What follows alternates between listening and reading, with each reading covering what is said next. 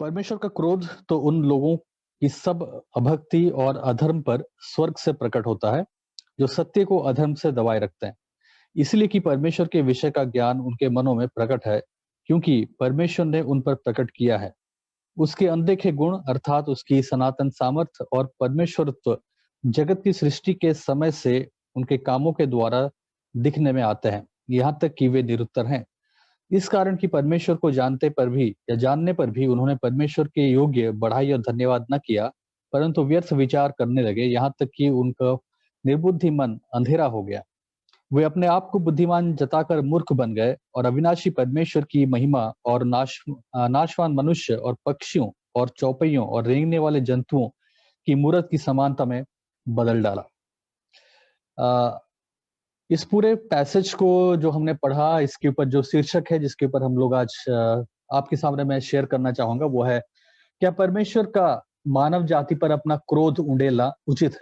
तो आज के संदेश का जो शीर्षक है वो यही है कि क्या परमेश्वर का मानव जाति पर अपना क्रोध उंडेलना उचित है। और उसके लिए मैंने आपके सामने रोमियो उसका एक अध्याय 18 से लेकर 23 पद पढ़ा। इस संदेश को हम लोग दो भागों में देखेंगे। आज मैं केवल एक भाग आपके सामने उसके बारे में शेयर करूंगा और नेक्स्ट संडे हम लोग दूसरे भाग को देखेंगे। आप सभी लोग जो मोबाइल फोन यूज करते हैं, एंड्रॉयड फोन यूज करते हैं या लैपटॉप यूज करते हैं या आप डेस्कटॉप यूज करते हैं, आप सभी लोग जानते हैं कि एक टेक्निकल टर्म है जिसे हम लोग सिंक कहते हैं, है ना? तो जब भी हम अपने एंड्रॉयड फोन्स को यूज करते हैं, नया सिम डालते हैं या नया गूगल अकाउंट ओपन करते हैं और बहुत सारे एप्स यूज करते हैं, आप बार बार पाते होंगे, एक नोटिफिकेशन आता होगा कि आपका डिवाइस सिंक है। और जब आप उसको ओके करते हैं तो आप पाते हैं कि आपका जो भी इंफॉर्मेशन है, वो पूरा इंफॉर्मेशन क्या होता है कि सिंक हो जाता है। तो कैलेंडर में आपका कोई बर्थडे होगा, किसी फ्रेंड का बर्थडे है, मैरिज एनिवर्सरी है, कुछ ऐसा चीज है, वो कैलेंडर के साथ सिंक होता है, आपको रिमाइंडर आता है। बाकी ऐसे बहुत सारी चीजें हैं, एप्स हैं। आप जब अपने गूगल अकाउंट से इसको ऑपरेट करते हैं, वो पूरा आपके फोन के सिस्टम में या लैपटॉप या डेस्कटॉप में पूरा वो सिंक कर देता है। तो क्या होता है, आपका जो फोन है, लैपटॉप या डेस्कटॉप है, वो आपको फुल इंफॉर्मेशन देता रहता है कि आपको क्या करना है, क्या चीज छूट गया, रिमाइंडर है, अपडेट है। हर एक चीज आपको एक फोन पे या आपके टैब पे या आपके लैपटॉप पे, जैसे मैं कह रहा हूँ, आपको इंफॉर्मेशन मिलता है। तो सिंक एक बहुत अच्छा फैसिलिटी है और ये आपको बहुत सारी चीजों को साथ अपडेट करके रखता है। जैसे हम बाइबल में आते हैं और जैसे हम बाइबल में परमेश्वर के बारे में पढ़ते हैं, परमेश्वर के चरित्रों के बारे में पढ़ते हैं, परमेश्वर का एक गुण या एक चरित्र या फिर एक कार्य आप कह सकते हैं, जो कि उसका क्रोध करना, ये कई बार परमेश्वर के डेफिनेशन में सिंक नहीं बैठता। तो जब हम परमेश्वर की बात करते हैं, जब हम परमेश्वर के बारे में पढ़ते हैं, परमेश्वर के बारे में जानना चाहते हैं, हर एक चीजें कई बार हमें बहुत अच्छी लगती है और ऐसा लगता है कि बहुत बढ़िया, बहुत अच्छा है, बाइबल पढ़ने बहुत अच्छा लग रहा है, बहुत अच्छी-अच्छी बातें लिखी हैं, परमेश्वर ऐसे-ऐसे कार्य कर रहे हैं, परमेश्वर ऐसे वायदे कर रहे हैं, परमेश्वर ये बातें कह रहे हैं, सब चीज़ अच्छा लगता है।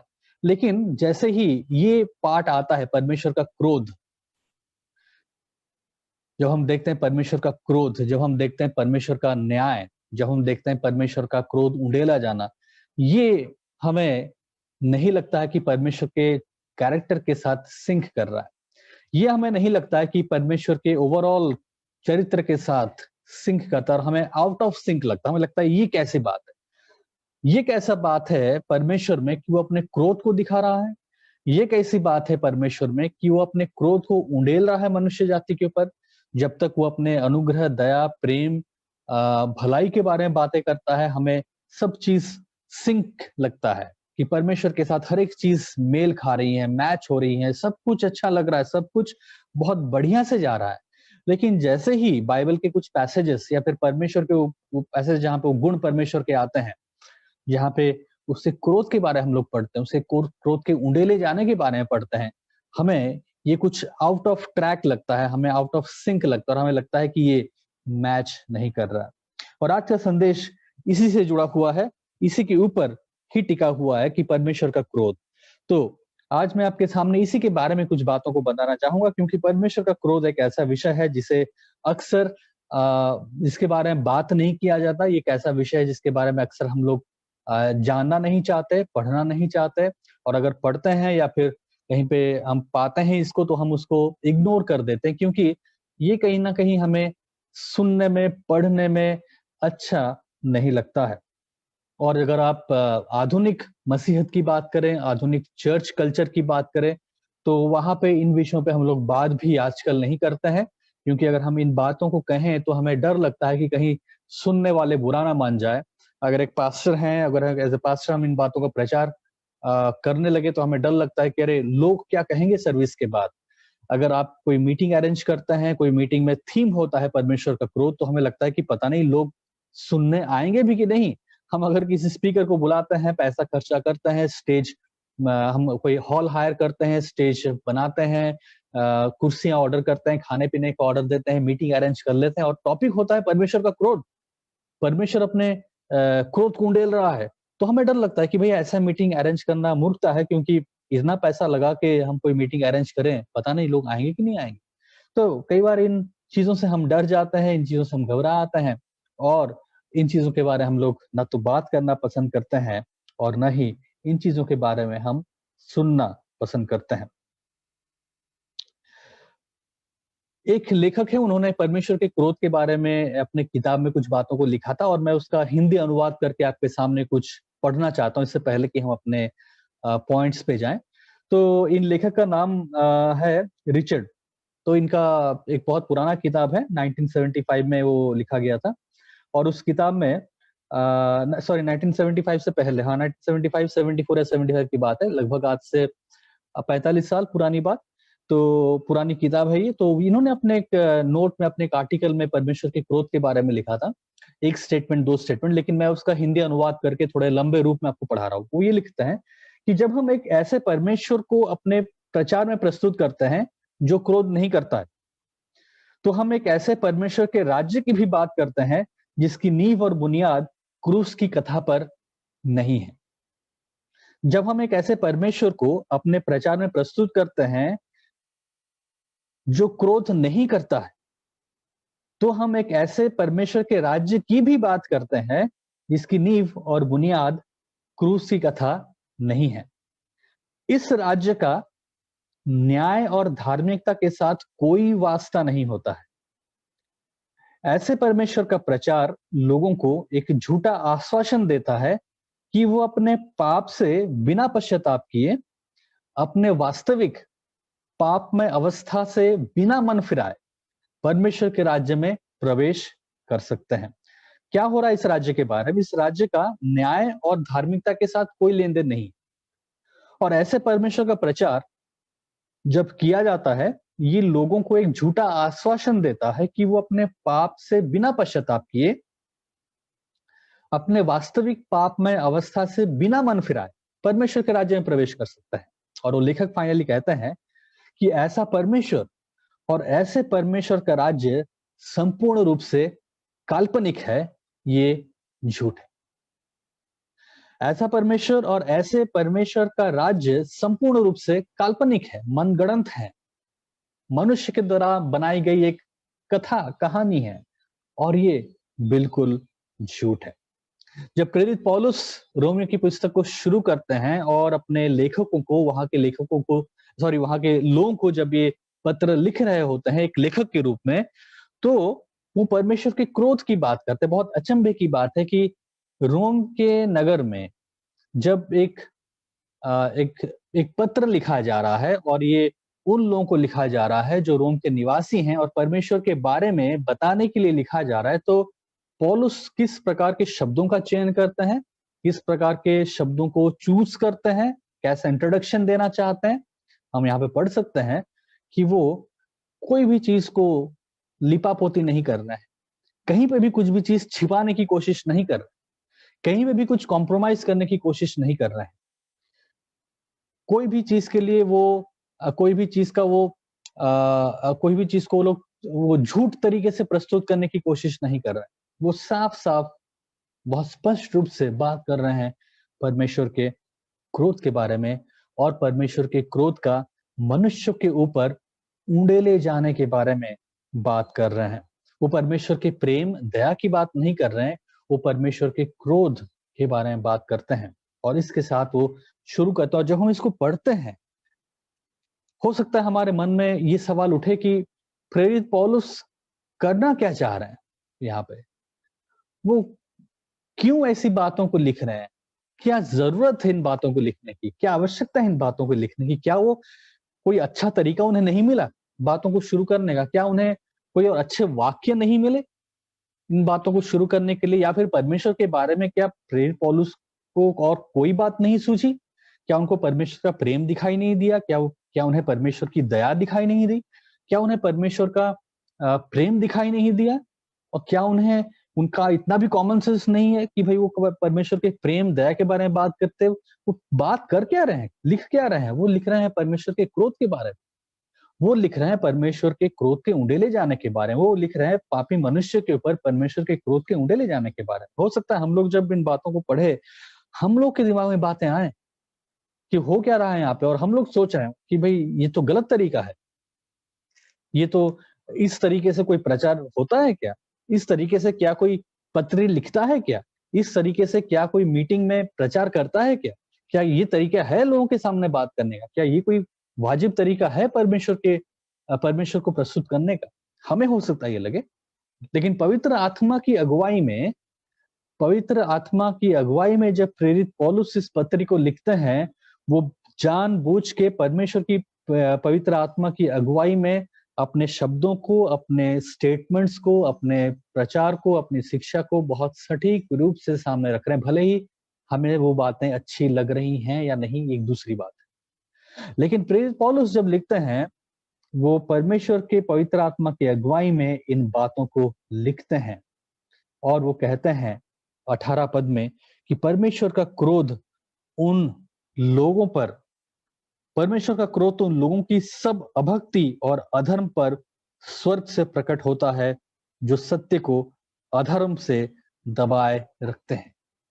परमेश्वर का क्रोध उन लोगों की सब अभक्ति और अधर्म पर स्वर्ग से प्रकट होता है, जो सत्य को अधर्म से दबाए रखते हैं।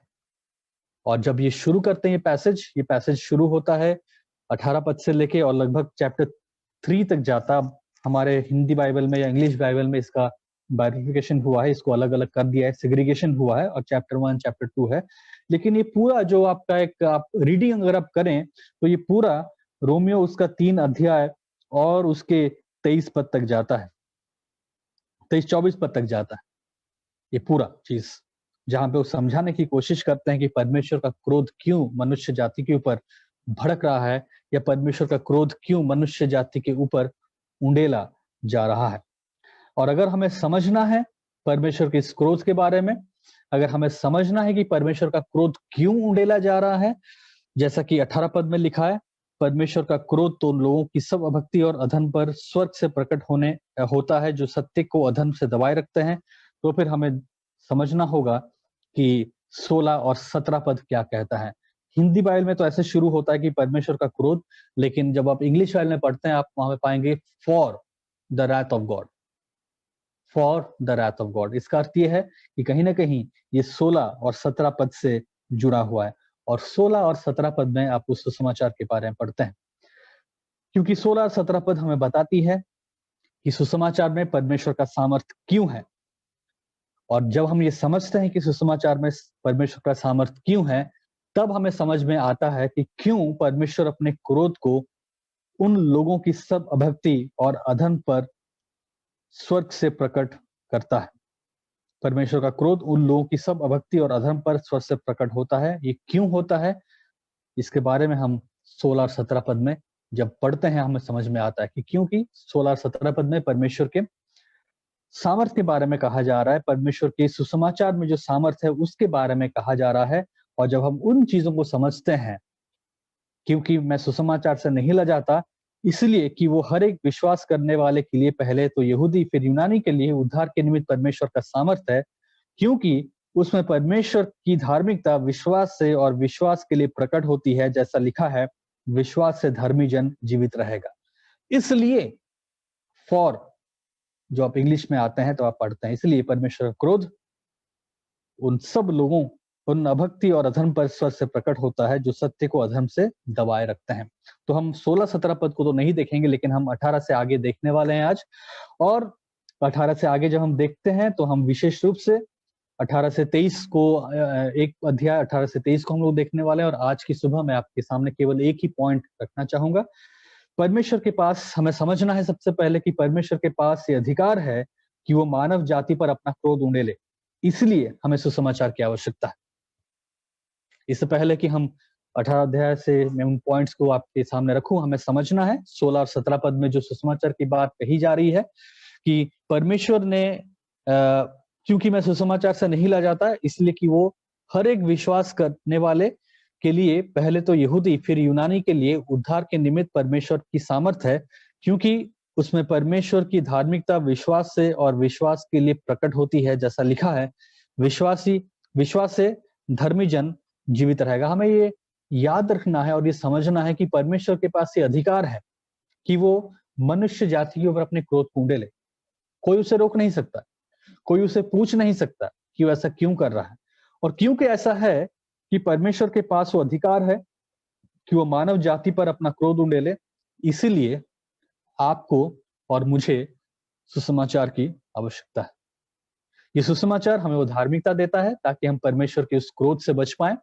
और जब लोग इस सुसमाचार को अपनाते नहीं हैं, इस सुसमाचार से मुंह फेर लेते हैं और अपने जीवन में अधर्म और अभक्ति के अनुसार अपने जीवन को जीते हैं, तो परमेश्वर का क्रोध उन सब के ऊपर उंडेला जाता है।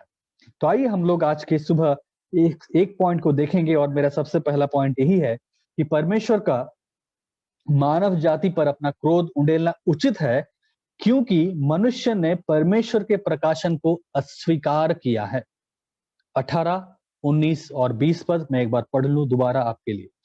परमेश्वर का क्रोध तो उन लोगों की सब अभक्ति और अधर्म पर स्वर्ग से प्रकट होता है जो सत्य को अधर्म से दबाए रखते हैं, इसीलिए कि परमेश्वर के विषय का ज्ञान उनके मनों में प्रकट है, क्योंकि परमेश्वर ने उन पर प्रकट किया है।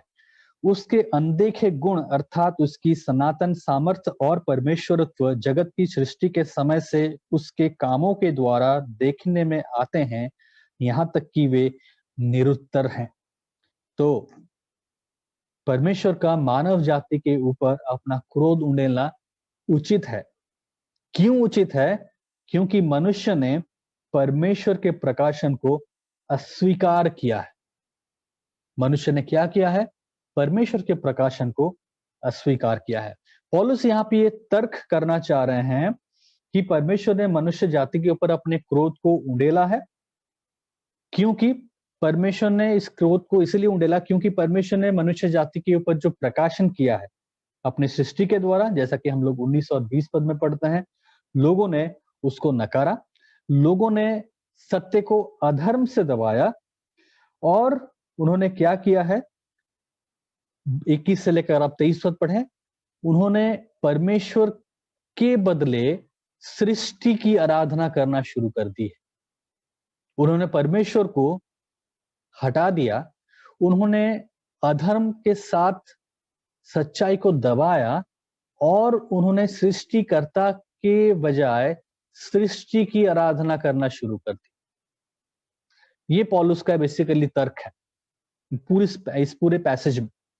लेकिन इस फर्स्ट पॉइंट को जो हमने देखा कि परमेश्वर का मनुष्य जाति के ऊपर क्रोध करना या फिर क्रोध का उंडेलना उचित है क्योंकि मनुष्य ने परमेश्वर के प्रकाशन को अस्वीकार किया है, इसके अंडर में मैं आज की सुबह आपके सामने 3 सब पॉइंट रखना चाहूंगा और नेक्स्ट संडे हम लोग इसके दूसरे पॉइंट को देखेंगे। पहला सब पॉइंट हमारा ये है कि मनुष्य के पाप के विरुद्ध अपने क्रोध को प्रकट करने के द्वारा परमेश्वर स्वयं को प्रकट करता है। परमेश्वर अपने आप को प्रकट कैसे करता है? अपने आप को प्रकट इस प्रकार करता है कि उसने मनुष्य के पाप के विरुद्ध अपने क्रोध को प्रकट किया। तो जब परमेश्वर ने मनुष्य के पाप के विरुद्ध अपने क्रोध को प्रकट करता है, उसके द्वारा परमेश्वर अपने आप को भी प्रकट कर रहा है। आइए हम लोग इसको पढ़ें ध्यान से कि क्या लिखा है। 17 पद, क्योंकि उसमें परमेश्वर की धार्मिकता विश्वास से और विश्वास के लिए प्रकट होती है, जैसा लिखा है कि विश्वास से धर्मी जन जीवित रहेगा। तो यहाँ पे हम देख रहे हैं परमेश्वर कहता है कि परमेश्वर की धार्मिकता विश्वास से और विश्वास के लिए प्रकट होती है। और 18 में हम पढ़ते हैं परमेश्वर का क्रोध उन लोगों पर प्रकट होता है। दो चीजें प्रकट हो रही हैं यहाँ पे। एक चीज है तो हम देख रहे हैं कि 17 पद में कि परमेश्वर की धार्मिकता विश्वास से और विश्वास के लिए प्रकट होती है। 18 पद में हम लोग देखते हैं कि मनुष्य के विरुद्ध परमेश्वर का क्रोध भी प्रकट होता है। तो ये कोई मानव सोच के द्वारा बनाई गई धारणा नहीं है। पौलुस यहाँ पे जब परमेश्वर के क्रोध के प्रकट होने की बात कर रहा है, परमेश्वर अपने ख्याल से इन बातों को नहीं लिख रहा है। कि पौलुस को कुछ मन में सूझ गया बैठे बैठे, उसके मन में कुछ बातें आ गई बैठे बैठे, तो उसने कुछ लिख डाला, ऐसा नहीं।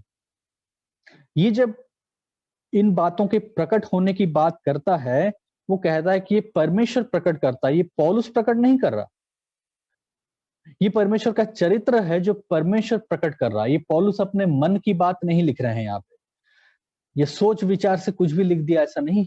हम यहाँ पे क्या पाते हैं कि परमेश्वर अपने गुणों को प्रकट करता है। 17 पद में वो अपनी धार्मिकता को प्रकट कर रहा है और कहता है कि विश्वास से धर्मी जन जीवित रहता है, लेकिन 18 पद में उसका एक टोटली एक विपरीत चीज, एक कॉन्ट्रास्ट हम देखते हैं कि परमेश्वर का क्रोध उन मनुष्य की सब अभक्ति और अधर्म पर स्वर्ग से प्रकट होता है। तो न केवल ये परमेश्वर का चरित्र है जो प्रकट हो रहा है, ये पौलुस की मन की बात नहीं है जो लिखी जा रही है, ये पौलुस के अपने ख्याली बातें नहीं है, पौलुस के अपने मन के विचार नहीं जो प्रकट हो रहा है, ये परमेश्वर का चरित्र है जो प्रकट हो रहा है। और न केवल ये परमेश्वर का चरित्र है जो प्रकट हो रहा है, ये स्वर्ग से प्रकट हो रहा है। इसको हमें समझना। 18 पद में विशेष रूप से लिखा है कि अधर्म, अभक्ति और अधर्म पर स्वर्ग से प्रकट होता है। ये स्वर्ग से प्रकट हो रहा है, इसलिए हमें इसे गंभीरता से लेना चाहिए। ये मानवीय कल्पना की उपज नहीं है, ये किसी के कहने पे प्रकट नहीं हो गया, ये किसी के सोचने पे प्रकट नहीं हो गया। ये प्रकट हो रहा है कहां से? ये स्वर्ग से प्रकट हो रहा है, क्योंकि ये परमेश्वर का चरित्र है। ये दोनों बहुत इंटरलिंक्ड है। परमेश्वर की धार्मिकता 17 अध्याय, और यहां पे परमेश्वर का क्रोध, और परमेश्वर का क्रोध और कहां से प्रकट हो रहा है? इस स्वर्ग से प्रकट हो रहा है। एक स्वर्गीय स्थान, एक दैविक स्थान से प्रकट हो रहा है, और ये एक दैविक गुण है। इसलिए ये इतना गंभीर बात है। परमेश्वर का क्रोध, परमेश्वर का क्रोध का उंडेला जाना, अभक्ति, अधर्म पर इन बातों का उंडेले जाना, ये मामूली बात नहीं है। ये एक ऐसी चीज नहीं है जिसे हम पढ़ें और भूल जाए। एक ऐसी बात नहीं है जिसे हम पढ़ लें एक बार और दिमाग से निकल जाए। ये ऐसी बात नहीं है जिसे हम पढ़ लें और चलो ठीक है जाने दो, हमें बेकार लग रहा है, क्या पढ़ना है, ऐसी बात नहीं है। हम इसे हम यहाँ से ध्यान हटा नहीं सकते, मेरा कहने का अर्थ है। हम यहाँ से चुपचाप निकल नहीं सकते। हम इस पद को पढ़ के आराम से सो नहीं सकते हैं। हम इस पद को पढ़ के लापरवाह नहीं बन सकते हैं। हम इस पद को पढ़ के आराम से घूमने फिरने अपने जीवन के मन मर्जी काम में फिर से लग नहीं सकते, क्योंकि ये एक दैविक गुण की बात करता है और एक दैविक जगह से उंडेले जाने की बात करता है। परमेश्वर का क्रोध कहां से उंडेला जा रहा है? स्वर्ग से प्रकट होता है। ये स्वर्ग से प्रकट होता है मेरे प्रिय भाई और बहनों, ये स्वर्ग से प्रकट होता है। और इसीलिए ये स्वर्ग से प्रकट होता है, और इसीलिए परमेश्वर का गुण है, क्योंकि एक दैविक गुण है। अगर परमेश्वर प्रेमी है, अगर परमेश्वर पाप से घृणा रखता है, तो ये स्वाभाविक है कि परमेश्वर को अपने क्रोध को प्रकट करना होगा। ये हो नहीं सकता कि परमेश्वर पाप से घृणा करे और अपने क्रोध को स्वर्ग से प्रकट न करे। अगर ऐसा कोई परमेश्वर है तो एक झूठा परमेश्वर है।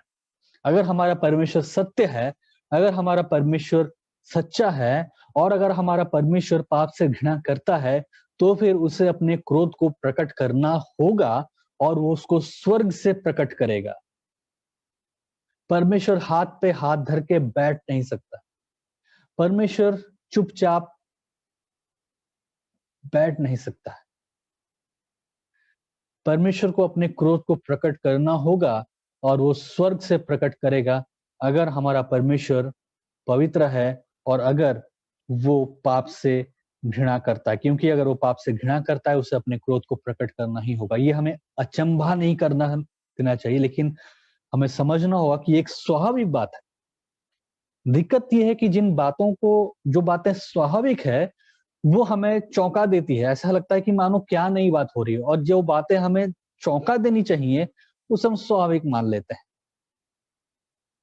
जो बातें स्वाभाविक है, ये स्वाभाविक है कि परमेश्वर अगर पवित्र है, अगर परमेश्वर पाप से घृणा करता है, तो वो अपने क्रोध को उंडेलेगा और स्वर्ग से उंडेलेगा। ये स्वाभाविक है, नेचुरल है, होना ही है, होना होगा, करना ही होगा। लेकिन हम इससे चौंक जाते हैं। हमें लगता है अरे ये कैसा है? ये कैसा परमेश्वर है? ये किस प्रकार के परमेश्वर की बात कही जा रही है? हम चौंक जाते हैं। तो हमें सबसे पहले तो अपने आदतों को बदलना होगा, और हमें सबसे पहले तो अपने आप को जांचना होगा, और एक झूठे मसीहत से निकलना होगा, जहां पे हमें स्वाभाविक बातों को स्वाभाविक रूप से ग्रहण करना होगा। वो हिम्मत रखना होगा कि हाँ, ये स्वाभाविक है, हमें इन स्वाभाविक बातों को ग्रहण करना, इन बातों के बारे में हमें बातें करनी है, इन बातों के बारे में पढ़ना है, सोचना है, समझना है, प्रचार करना है, लोगों को बताना है, शिक्षा देना है, शिक्षा प्राप्त करना है। हाँ, ये स्वाभाविक है। लेकिन हम तो इन बातों से ऐसा भागते हैं कि मानो सांप सूंघ गया, कि मानो पता नहीं कौन सी बात कह डाली कि अरे ये क्या है। पौलुस कोई अजीब बात नहीं कह रहा है। पौलुस कोई मन की बात नहीं कह रहा। पौलुस एक स्वाभाविक बात कह रहा है, जो परमेश्वर के चरित्र के साथ स्वाभाविक रूप से मेल खाता है। क्यों? परमेश्वर जो पवित्र है, वो स्वर्ग से अपने क्रोध को उंडेलता है अभक्ति और अधर्म के ऊपर। परमेश्वर का क्रोध उन लोगों की सब अभक्ति और अधर्म पर स्वर्ग से प्रकट होता है, उंडेलता है। उसे उंडेलना होगा और वो उंडेलेगा। नया नियम बहुत जगह पे इन बातों के बारे में बात करता है, परमेश्वर के क्रोध के बारे में। मत्ती 3:7, वहां पे यूहन्ना बपतिस्मा देने वाला क्या कह रहा है? हे सांप के बच्चों, किसने तुम्हें आने वाले न्याय से भागने के लिए बताया, सचेत किया? है ना, मत्ती 3:7 आप लोग पढ़ सकते हैं मेरे साथ। मत्ती 3 अध्याय और उसका 7 पद। जब उसने बहुत से फरीसियों और सदूकियों को बपतिस्मा के लिए अपने पास आते देखा, तो उसने कहा, हे सांप के बच्चों, तुम्हें किसने जता दिया कि आने वाले क्रोध से भागो? मत्ती 23:33, मत्ती 23 और उसका 33 पद। हे सांपों, हे करेतियों के बच्चों, तुम नरक के दंड से कैसे बचोगे? बच नहीं सकते तुम, कैसे बचोगे? यहाँ पे यीशु मसीह कहते हैं, यूहन्ना 3:16, जिसे लोग बहुत प्रेम करते हैं, बहुत पसंद करते हैं। कई बार लोग इसको कहाँ कहाँ कोट करते हैं, लिखते हैं। यूहन्ना 3:16 संडे स्कूल में जो लोग गए होंगे वो तो उसको रटे होंगे बहुत अच्छे से। यूहन्ना 3:16, क्योंकि परमेश्वर ने जगत से ऐसा प्रेम रखा कि उसने अपने एकलौते पुत्र को दे दिया, ताकि जो कोई इस पर विश्वास करे वो नष्ट ना हो, परंतु अनंत जीवन पाए।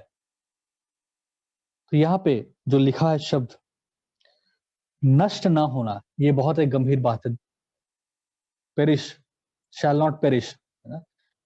तो यूहन्ना 3:16 में ये पाठ कई बार बहुत अनदेखा हो जाता है।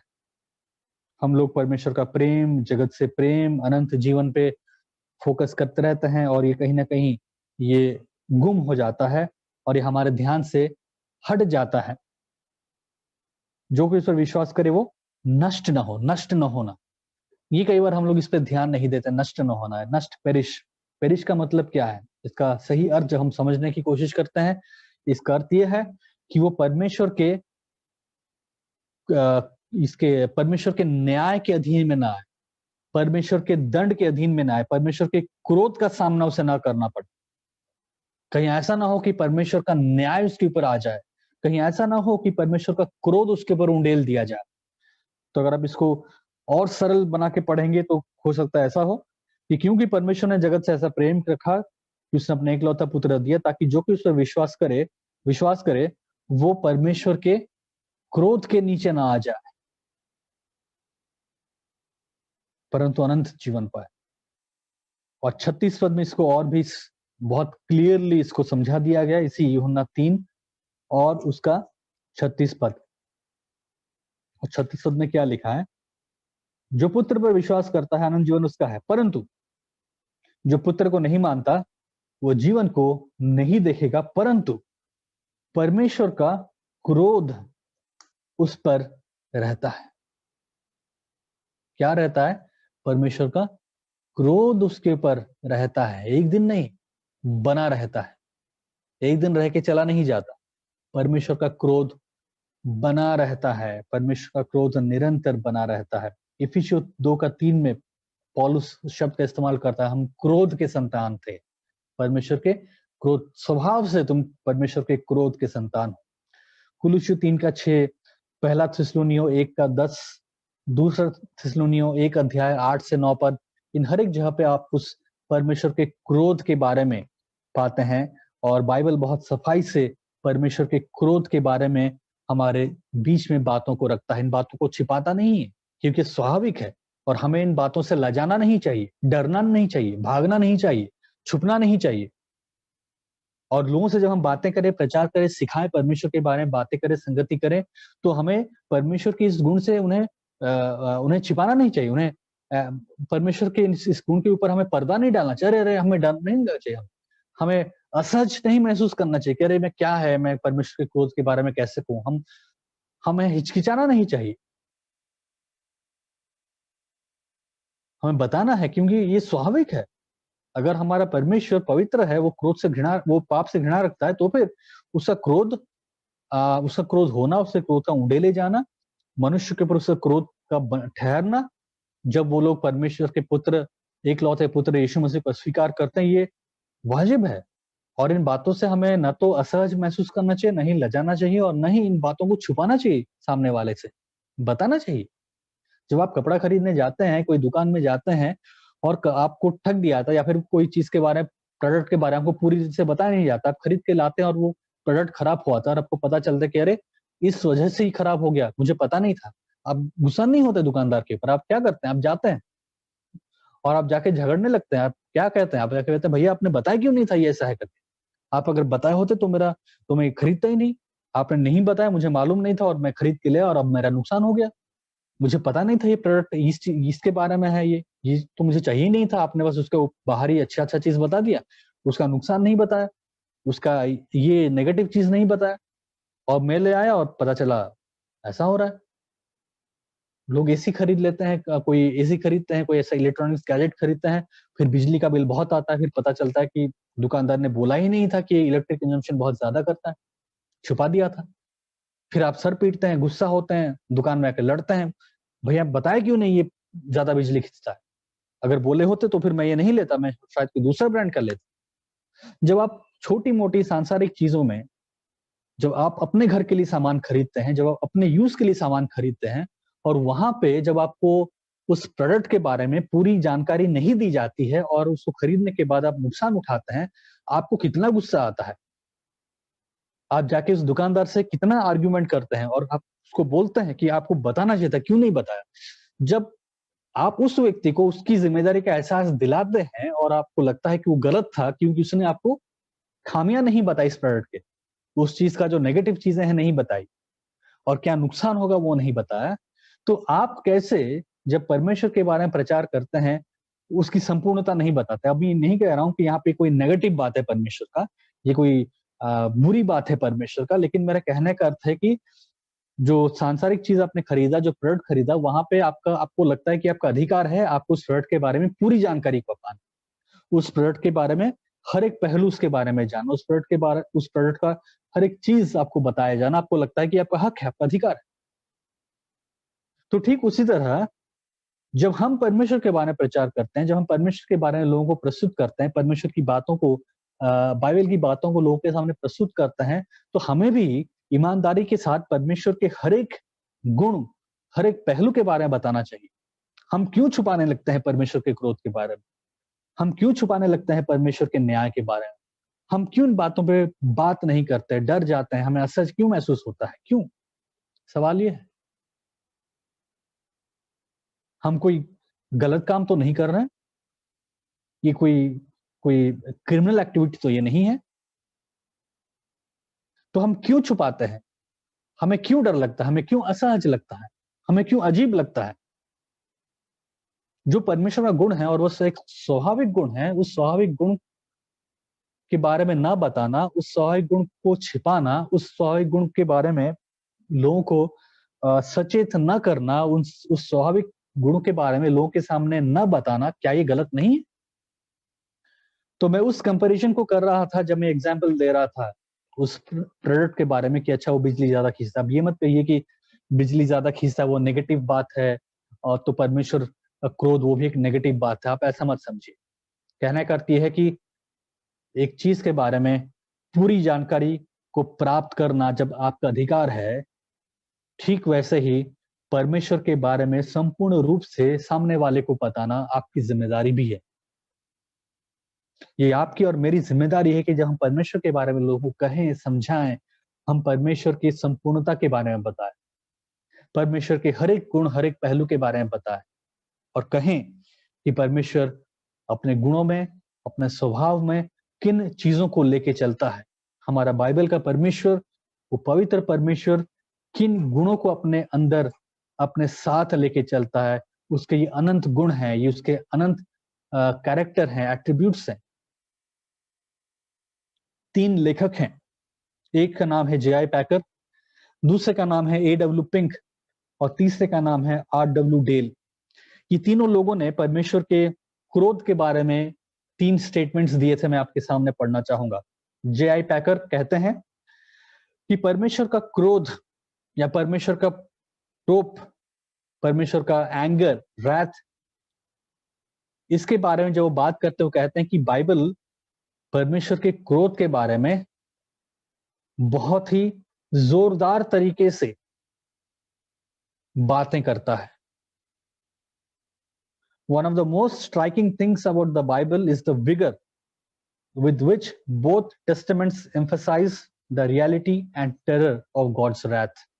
उनके कहने का अर्थ ये है कि बाइबल की एक बहुत अद्भुत बात है, एक स्ट्राइकिंग फीचर, एक चीज जो आपका ध्यान खींचेगी, वो ये है, बाइबल एक रीति से आपका ध्यान, मेरा ध्यान इसलिए खींचती है क्योंकि बाइबल परमेश्वर के क्रोध के बारे में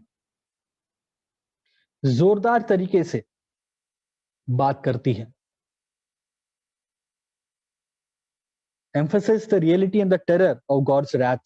परमेश्वर के क्रोध की सच्चाई और परमेश्वर के क्रोध का जो भयानक परिणाम, उसके बारे में पुराना नियम और नया नियम दोनों ही बहुत ही जोरदार तरीके से बातों को प्रस्तुत करती है। J.I. पैकर का कहना यह है। A.W. पिंक वो कहते हैं study of the concordance will show that there are more references in the scripture to the anger, fury and wrath of God then there is to his love and tenderness. A.W. Pink का कहना है कि जब हम Bible का अध्ययन करते हैं और बाइबल का अध्ययन करते हुए जब हम कोई कॉन्कॉर्डेंस को देखते हैं, यानी कि बाइबल टीका, जहाँ पे बाइबल टीका हिंदी में कहते हैं, क्या कहते हैं मालूम नहीं, कॉन्कॉर्डेंस, यानी कि आप अगर आप कोई टॉपिक लें, कोई पर्टिकुलर वर्ड ले, उसके लिए कितने रेफरेंसेस आपको मिलेंगे। तो कहते हैं कि परमेश्वर के क्रोध के बारे में सबसे ज्यादा रेफरेंसेस मिलेंगे अगर आप परमेश्वर के प्रेम के साथ तुलना करें, तो गॉड्स लव और टेंडरनेस, अगर इसके साथ आप तुलना करें तो गॉड्स लव और टेंडरनेस से ज्यादा रेफरेंसेस आपको परमेश्वर के क्रोध के बारे में मिलेंगे बाइबल में। और फाइनली R.W. डेल वो कहते हैं कि हम परमेश्वर, it is partly because sin does not provoke our own wrath that we do not believe that sin provokes the wrath of God. उनका कहना है कि क्योंकि हमारी आदत बन चुकी है कि हम अपने पाप से खुद क्रोधित नहीं होते, इसलिए हमें लगता है कि परमेश्वर भी पाप से क्रोधित नहीं होता होगा। इनका कहना यह है। तो परमेश्वर के क्रोध के बारे में कहते हैं कि मनुष्य का, आपका और मेरा अपने पाप के साथ जो संबंध है वो ऐसा है कि हम अपने पाप से उतना क्रोधित नहीं होते। हाँ, कभी कभी हमें बुरा लग जाता है कि अरे मुझसे गलती हो गई, मुझसे पाप हो गया, तो हम अपने पाप को लेके इतने गंभीर नहीं हैं और इसलिए हमें अपने पापों से क्रोध नहीं होता है। और क्योंकि हमें अपने पापों से क्रोध नहीं होता है तो हमें लगता है कि परमेश्वर को भी पाप से क्रोध नहीं होता। ये एक भ्रम है। जब आप आगे हम लोग पढ़ते हैं, हम देखते हैं कि किस प्रकार बाइबल हमें परमेश्वर के क्रोध के बारे में बताती है। और जो 18 पद है, यहाँ पे लिखा गया है कि परमेश्वर का क्रोध तो उन लोगों की सब अभक्ति और अधर्म पर स्वर्ग से प्रकट होता है। कंटिन्यूस टेंस से प्रकट होता है, हो रहा है। अब परमेश्वर प्रकट करता है, और हम देखते हैं कैसे परमेश्वर अपने इस क्रोध को प्रकट करता है। परमेश्वर कैसे इस क्रोध को प्रकट करता है, जो मनुष्य का जो अभक्ति है, जो अधर्म है, इसके विरुद्ध परमेश्वर का क्रोध तो उन लोगों की सब अभक्ति और अधर्म पर स्वर्ग से प्रकट होता है। तो परमेश्वर इस क्रोध, इस अधर्म से और अभक्ति से क्रोधित हो जाता है। और हम देखते हैं कि इसका असर कब शुरू हुआ। जैसे ही पाप संसार में आया, आदम और हवा के द्वारा परमेश्वर की आज्ञा का जब उल्लंघन हुआ, और उसके बाद संसार में जब पाप प्रवेश करता है और पाप के द्वारा जब मृत्यु आती है, तो हम देखते हैं कि कैसे पूरे संसार में, पूरे पृथ्वी पे उस परमेश्वर के उस क्रोध का असर, परमेश्वर हाँ मनुष्य से प्रेम करता है, वो चाहता है कि वो मन फिराए, लेकिन कहीं ना कहीं, लेकिन फिर भी परमेश्वर अपने क्रोध को उंडेलता है, क्योंकि पाप में मनुष्य अपने क्रोध में बना रहता है। और इसीलिए हम देखते हैं तब से लेके आज तक किस प्रकार संसार के ऊपर परमेश्वर का क्रोध अलग अलग तरीके से हम लोग देखते हैं। ये जो संसार नाश की ओर जा रहा है, ये संसार जिसमें लगातार और लगातार आप देख पाते हैं कि जो सफरिंग है, जो मिजरी है, यानी कि ये संसार जिस उद्देश्य से बनाया गया था, ये संसार जहाँ पे परमेश्वर चाहता था कि बिना दुख तकलीफ का मनुष्य रहे, लेकिन हम देख रहे हैं संसार में तब से लेके आज तक, आदम के समय से लेकर अब तक क्या हो रहा है। धीरे धीरे संसार में दुख, तकलीफ, समस्या, हर एक चीज बढ़ती जा रही है। हर एक चीज, एक तरफ हम अच्छी बात है कह सकते हैं कि टेक्निकली हम डेवलप हो रहे हैं, हम एक डेवलपिंग नेशन, डेवलप्ड नेशंस हो रहे हैं, साइंस तरक्की कर रहा है, तकनीकी में हम लोग आगे बढ़ रहे हैं, तकनीक में हम लोग आगे बढ़ रहे हैं, रिसर्च डेवलपमेंट्स में हम लोग आगे बढ़ रहे हैं।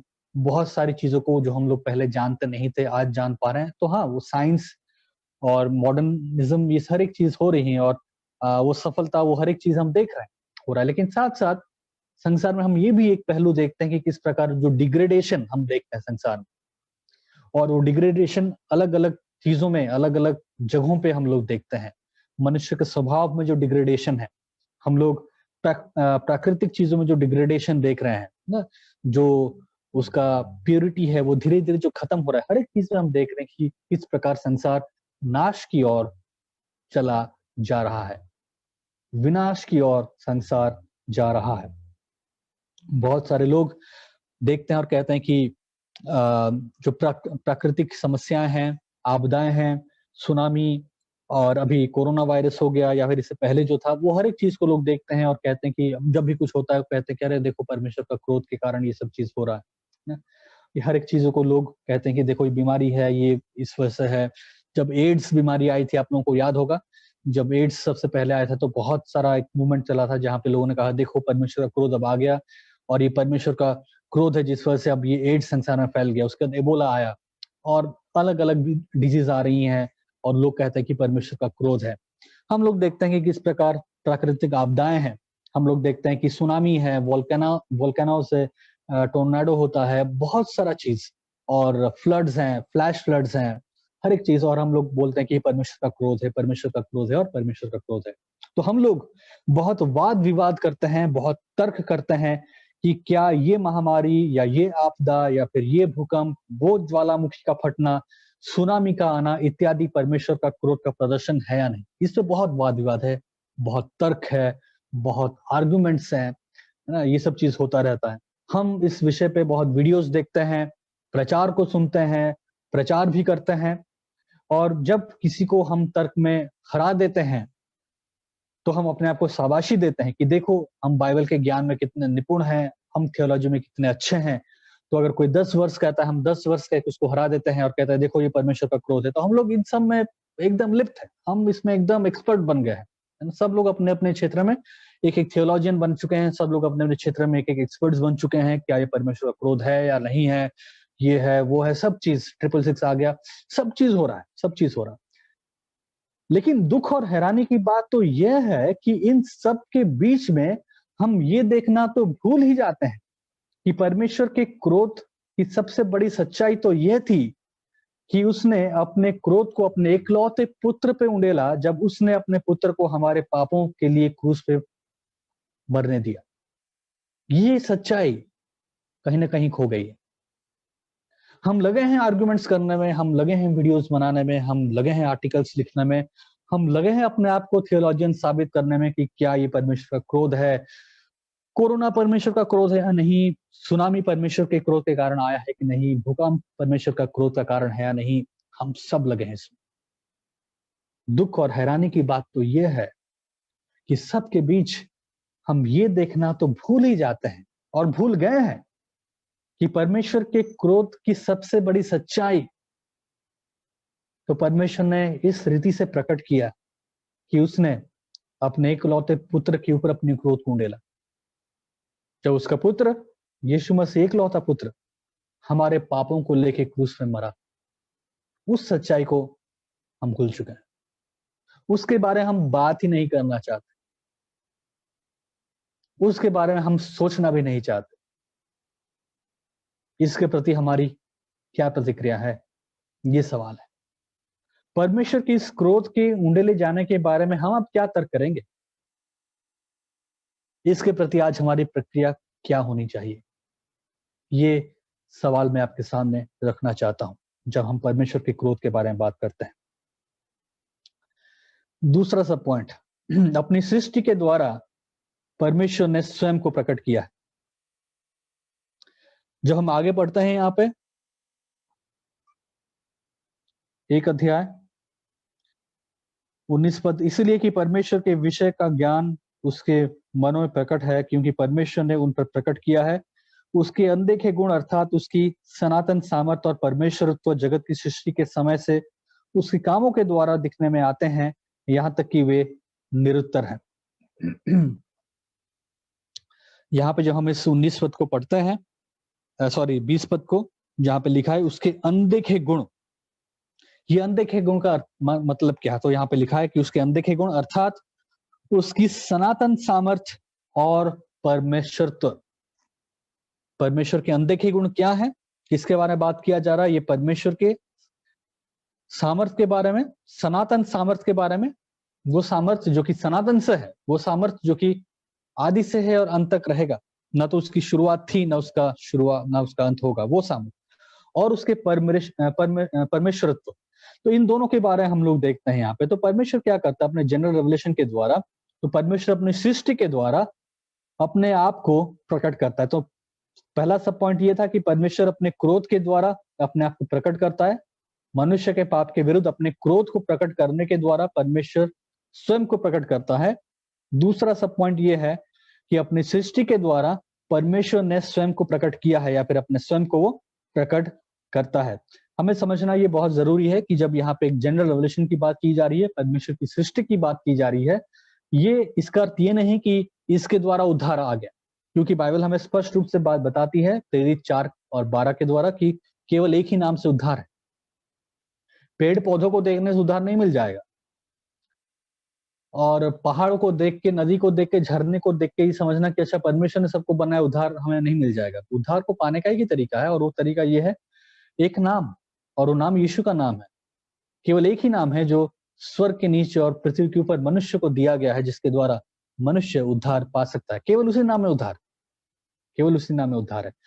जनरल रेवलेशन का अर्थ क्या है, या फिर ये देने का कारण क्या है? ये हमें उद्धार तो नहीं देता है, लेकिन ये हमें निरुत्तर जरूर करता है। तो यहाँ पे जो परमेश्वर अपने अनदेखे गुण अर्थात उसकी सनातन सामर्थ और परमेश्वरत्व को जगत की सृष्टि के समय से उसके कामों के द्वारा देखने में आता है, यहाँ तक कि वे निरुत्तर हैं।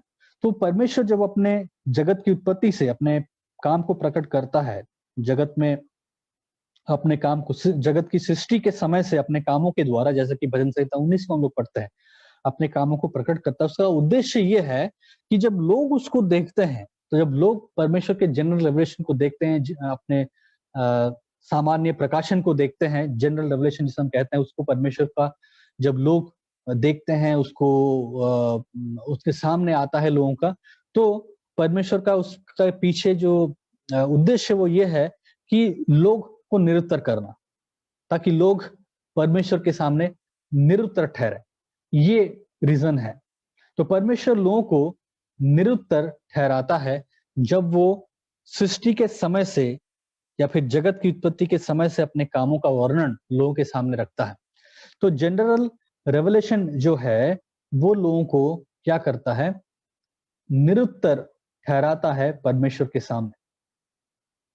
क्योंकि जब लोग उसको ठुकराते हैं, परमेश्वर के जनरल रेवलेशन को उसको नकारते हैं, जब जगत की उत्पत्ति से परमेश्वर का जो कार्य है, सृष्टि है, जब लोग उसको नकार देते हैं, इसका अर्थ ये है कि वो इस बात से मन फिरा लेते हैं, वो इस बात से मन को हटा देते हैं कि परमेश्वर अनंत काल से या फिर परमेश्वर सनातन सामर्थी और सनातन से वो सामर्थ्य, इस बात से वो लोग मन फिरा लेते हैं।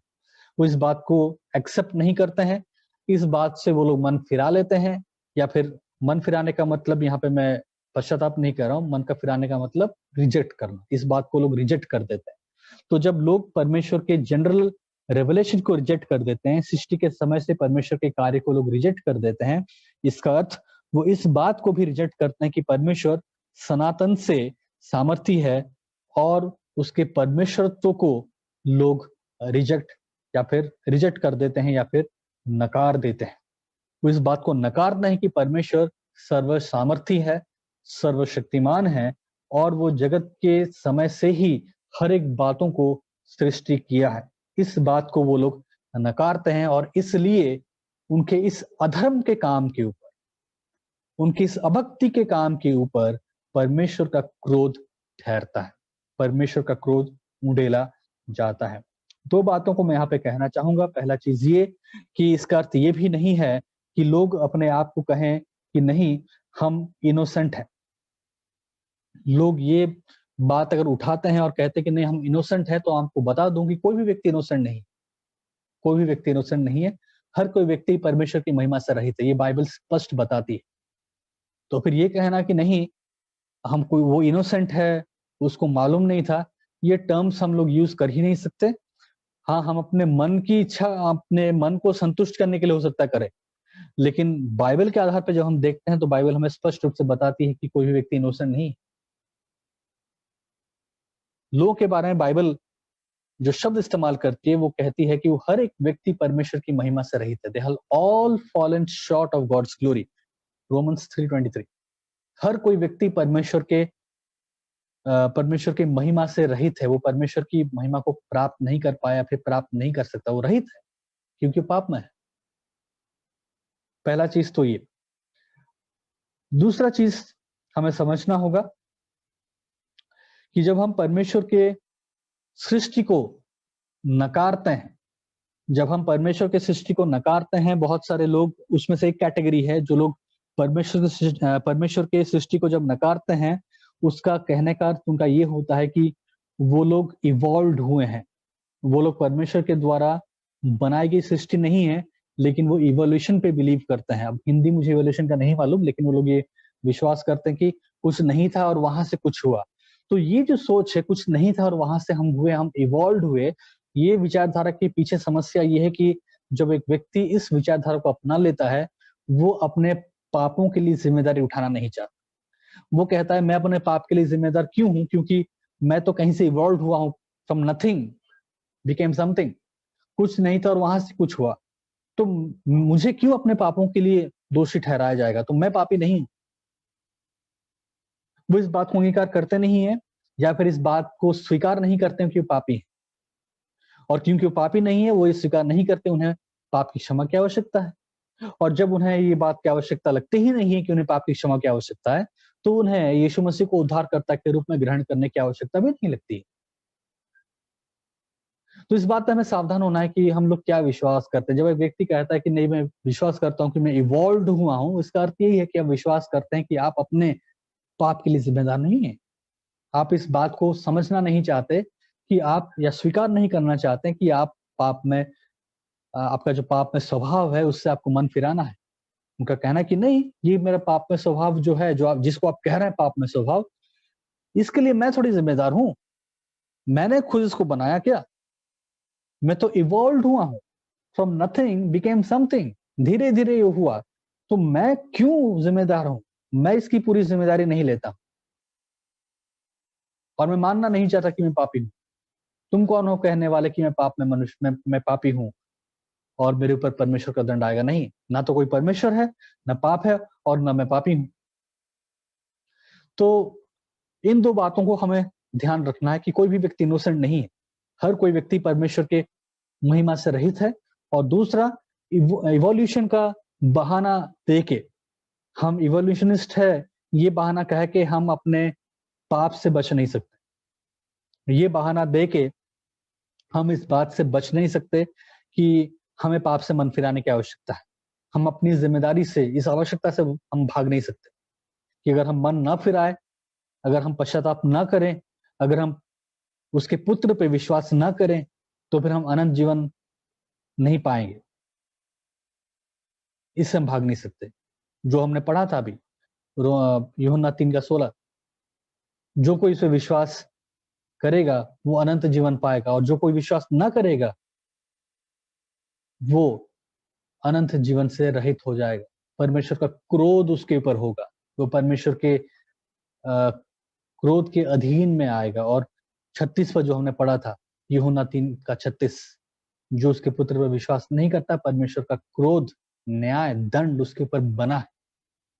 इस सच्चाई से हम भाग नहीं सकते कह के कि हम इवोल्यूशन पे बिलीव करते हैं, फ्रॉम नथिंग केम समथिंग, मैं जिम्मेदार नहीं हूं मेरे पाप की अवस्था के लिए, और पाप है ही क्या, कुछ है ही नहीं।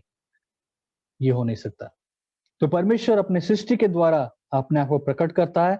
और आखिर में इसी पॉइंट के साथ मैं खत्म करूंगा, सत्य को अधर्म के द्वारा हटाने का प्रयास में मनुष्य ने परमेश्वर के प्रकाशन को अक्षम्य रूप से अस्वीकार कर दिया है। दोबारा पढ़ूंगा, तीसरा पॉइंट, हमारा सब पॉइंट, सत्य को अधर्म के द्वारा हटाने के प्रयास में, तो मनुष्य क्या कर रहा है? सत्य को अधर्म के द्वारा हटाने का प्रयास कर रहा है। लेकिन इस प्रयास में, जहां पे वो सत्य को अधर्म के द्वारा हटाने का प्रयास कर रहा है, क्या होता है कि मनुष्य परमेश्वर के प्रकाशन को अक्षम्य रूप से, यानी कि इनएक्सक्यूजेबल रूप से अस्वीकार कर देता है। तो इस प्रयास में परमेश्वर के इस अधर्म को, परमेश्वर इसके सत्य को अधर्म के द्वारा हटाने के प्रयास में मनुष्य क्या करता है? परमेश्वर के प्रकाशन को अस्वीकार कर देता है। जो ये दो वर्ड यूज किए गए हैं, अभक्ति और अधर्म, अनगॉडलीनेस है और सिन है। तो जो अनगॉडलीनेस है, ये हमारे पाप का रूट है। Ungodliness is always the root sin, and unrighteousness follows from it. तो अभक्ति और अधर्म, अभक्ति का मतलब अनगॉडलीनेस, अधर्म का मतलब अनराइचियसनेस। तो जब एक व्यक्ति के अंदर अधर्म होता है, वो पाप को जन्म देता है, और ये पाप उस व्यक्ति को क्या बनाता है? अनराइचियस, अधर्म बना देता है। तो आदम और हवा ने वही काम किया। वो लोगों ने क्या किया? उन्होंने अधर्म, अभक्ति के काम को किया, अनगॉडलीनेस का काम था वो, जब उन्होंने परमेश्वर के विरुद्ध बलवा किया, और उसके द्वारा उनके जीवन में उन्होंने, उनकी जो धार्मिकता थी, अनराइचियसनेस आ गया, अधर्म आ गया उनके जीवन। और इसके द्वारा वो लोग क्या करते हैं? अभक्ति और अधर्म। परमेश्वर का क्रोध उन लोगों के सब अभक्ति और अधर्म पर स्वर से प्रकट होता है, जो सत्य को अधर्म से दबाए रखते हैं, यानी कि सप्रेस करते हैं। इसका अर्थ क्या है? सप्रेस का अर्थ ये है कि सच्चाई को जानने के बाद वो क्या करते हैं? अपने पाप में चीज को पकड़ के रखते हैं। होल्ड ऑन, जिसे हम लोग कहते हैं, पकड़े रखना। इसका अर्थ यह है कि परमेश्वर की सच्चाई को लोगों ने देखा, परमेश्वर की सच्चाई को लोगों ने सुना, और परमेश्वर की सच्चाई को लोगों ने एक तरह से समझा, लेकिन वो इस सच्चाई को जानने के बाद, समझने के बाद दबा देते हैं, अनदेखा कर देते हैं, ताकि वो अपने पाप में स्वभाव को, पाप में चीजों के पीछे वो अपना समय व्यतीत करते रहे, या फिर दूसरे शब्दों में so that they can pursue their own since. वो अधर्म को दबा देते हैं, उसको वो लोग अपने हाथों तले, अपने कामों से, अपने अभक्ति के कामों से, अपने अधर्म के कामों से वो लोग उसको दबा देते हैं, ताकि वो अपने पाप के जीवन को पाप के जीवन का मजा ले सके, ताकि वो अपने पाप के जीवन का पीछा कर पाए, ताकि वो अपने पाप के जीवन में बने रह पाए। सच्चाई को देखा, जाना, एक हद तक समझा, लेकिन उसको दबा दिया, ताकि उसको दबा के अब वो अपनी मनमर्जी, अपने पापमय जीवन में जैसा चाहते हैं वैसा वो करने लगे। तो पौलुस का पॉइंट यहाँ पे यही है कि परमेश्वर अपने क्रोध को मनुष्य जाति पे इसलिए उंडेलता है क्योंकि उन्होंने पापमय रीति से परमेश्वर के प्रकाशन को दबा दिया है, जानबूझ के दबाया है। अपने अभक्ति के कारण, अपने अधर्म के कारण उन्होंने परमेश्वर के सत्य को दबाया है, और इसीलिए परमेश्वर का क्रोध मानव जाति के ऊपर उंडेला जा रहा है। इसी के साथ मैं आज के पार्ट को खत्म करता हूँ, पॉइंट 1। नेक्स्ट संडे परमेश्वर की इच्छा रही और हम लोग मिल पाए तो फिर हम लोग इसके दूसरे पॉइंट को देखेंगे। तो मेरे प्रिय भाइयों और बहनों, याद रखें कि परमेश्वर का क्रोध, परमेश्वर का न्याय, परमेश्वर का क्रोध का उंडेला जाना ये कोई अद्भुत बात नहीं है, एक स्वाभाविक बात है। ये ऐसी कोई बात नहीं जिससे आपको बुरा लगना चाहिए, आपको इससे छिपना चाहिए, आपको इसे असहज महसूस करना चाहिए। ये एक स्वाभाविक बात है जो परमेश्वर के गुण के साथ जुड़ा हुआ है। तो हम लोग परमेश्वर के इस क्रोध के बारे में, जो वो अपने मानव जाति के ऊपर, जो मनुष्य जाति के ऊपर उंडेलता है, इसको हम लोग ध्यान से समझे, इसको हम लोग गंभीरता से लें और अपने जीवन को जांचें और देखें कि आप और मैं कैसे इस क्रोध से बच सकते हैं। अगर आपने अपना जीवन प्रभु को नहीं दिया है, अगर आपने अपना मन नहीं फिराया है, अगर आपने पश्चाताप नहीं किया है, अगर आप अपने पाप में जीवन में जी रहे हैं, हर एक उस पाप को एंजॉय कर रहे हैं जो परमेश्वर के पवित्र गुण के विरुद्ध में है, पवित्र चरित्र के विरुद्ध में है, तो आज वो समय है कि आप अपने मन को फिरा सकते हैं, पश्चाताप कर सकते हैं, मन फिरा के परमेश्वर के पीछे चलने का निर्णय ले सकते हैं, वरना परमेश्वर का क्रोध आपके ऊपर बना होगा। आइए प्रार्थना करें। प्रभु जी, हम प्रार्थना करना चाहते हैं कि अगर हमारे मन में अभी भी पाप की वो चीजें हैं जिसको प्रभु जी हम जिसको अपने जीवन में अभी भी पूरा कर रहे हैं, जिसको हम अपने जीवन अभी भी बनाए रखे हैं, प्रभु जी पाप की चीजों को अभी भी अपने हृदय में छिपा के रखे हैं, प्रभु जी आप हमें सहायता करें कि हम उससे मन फिराएं। आप हमें अनुग्रह दे प्रभु कि हम पश्चाताप करें, कि हम अपने पापों को अंगीकार करें और आपके सामने क्षमा मांगे प्रभु जी, ताकि आपका क्रोध हमारे ऊपर उंडेला ना जाए। प्रभु हर एक भाई, हर एक बहन के ऊपर अपने अनुग्रह को उंडेले प्रभु जी, उन्हें सहायता करे, उनके मन को नया करे, उन्हें अपनी पवित्र आत्मा से भरे प्रभु जी, अपने पवित्र आत्मा को दें ताकि अपनी पवित्र आत्मा उनको चेताए, आपकी पवित्र आत्मा उन्हें इन बात को समझाए, आपकी पवित्र आत्मा उन्हें इन बातों को सिखाए कि उन्हें पाप से मन फिराना है, उन्हें नया जन्म दें प्रभु जी, उन्हें उस नए मनुष्यत्व में आप परिवर्तित कीजिए प्रभु जी, उनके अंदर प्रभु जी नया मन, नया हृदय दें ताकि वो अपने पाप में वास्तविकता को देखने पाए, मन फिराए प्रभु जी, पश्चाताप करें और आपके पीछे चलने वाले हो सके। धन्यवाद देते हैं, इस प्रार्थना को यीशु मसीह के नाम से मांगते हैं, आमीन।